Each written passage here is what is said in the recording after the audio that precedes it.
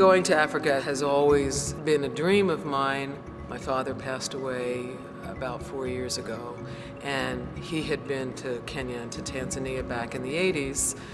Sheryl was introduced to Musicians for World Harmony through Maria, my manager and my friend, and neither one of us had any idea that she actually had this Africa connection from her past with her dad. So when we found out and got the particulars together, she, I think, was probably the very first one on board. When Samite last summer told me that he was going to lead a group for the first time over to the orphanages in Kenya and Tanzania, I just said, count me in. I just wanted to go and be there and do something of significance rather than just to be a tourist. We were honored because she offered to be the photographer for the trip. She's a woman with a big heart and knows how to use the camera. Samite's mission statement for Musicians for World Harmony involves bringing music and musical instruments to the orphanages, to refugee camps as a form of healing. We went in January 2006. We started out in Nairobi, in Kenya. The first orphanage we went to was called Nyumbani, and that was an orphanage for kids with HIV and AIDS.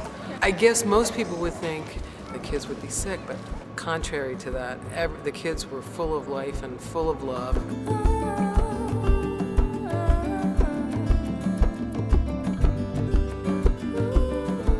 I've lost far too many people in my life from AIDS, and one person who was very significant in my life died of AIDS back in '93, and he was a choreographer and started a children's dance company. So for me, there were multiple levels that were significant in my healing, going and photographing the children, to see them dance, to see them participate in music, and to see how positive and upbeat they are.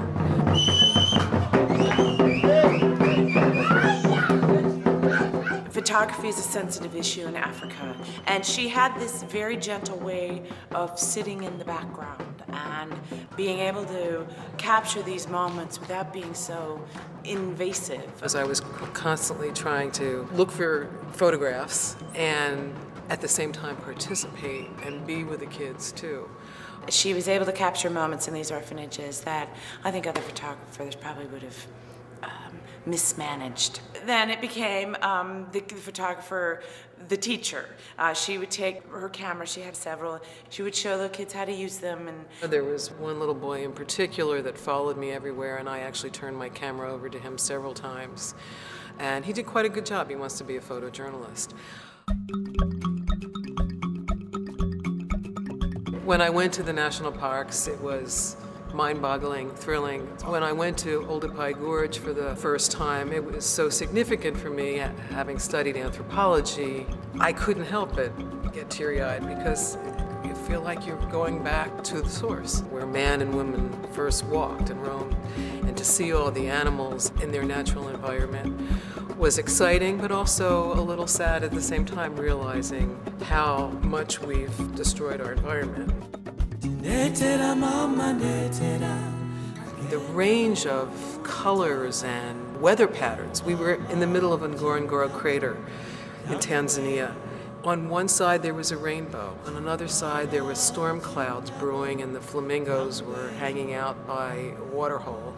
When we saw the Kilimanjaro, that was, the most amazing thing. It's about 4:35 o'clock, so the sun couldn't be any more perfectly lighting the mountain.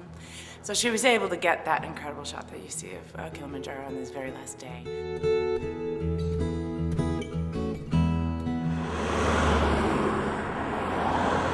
The Museum of the Earth has had a great deal of significance for me. Paleontology struck a chord with me because of the background that I had in anthropology. And it had been an orphanage, actually, many years ago. She's got the people here from the museum, all the people with the Community Arts Partnership, and not to mention the entire board of Musicians for World Harmony and Samite and all the fans. And you couldn't ask for a better collaboration in this town and in this perfectly located spot. Having these really beautiful large format photographs of animal life was for me a really important aspect because it's very accessible. Because the space is so wonderful and big, I wanted to do something different than just a traditional photograph of my images.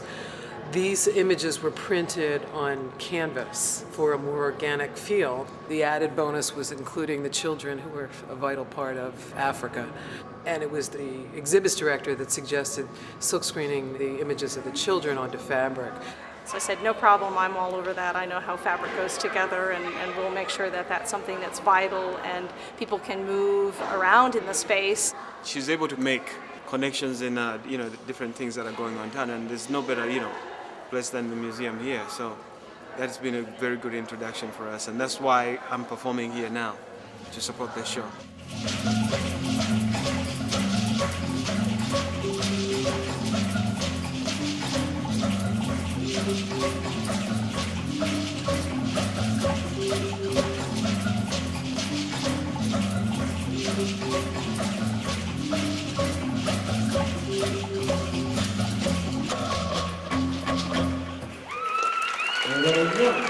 Watching the children today sing the songs is very much like what we would see in Africa in the orphanages, with the kids getting up and singing songs for their visitors. So there's a lot similar, and it's interesting to me that the panels of Africa are actually behind the children that are here today. The spirit's exactly the same. What I'd like to do is take this particular exhibit, the Art Soul Africa, to as many places around the country, or if somebody wants it, around the world as possible, so that, again, we can deliver the message for myself personally as well as for Musicians for World Harmony, to bring more awareness to what's going on in Africa. I just hope to continue this kind of work in the future, continue to convey a message of significance.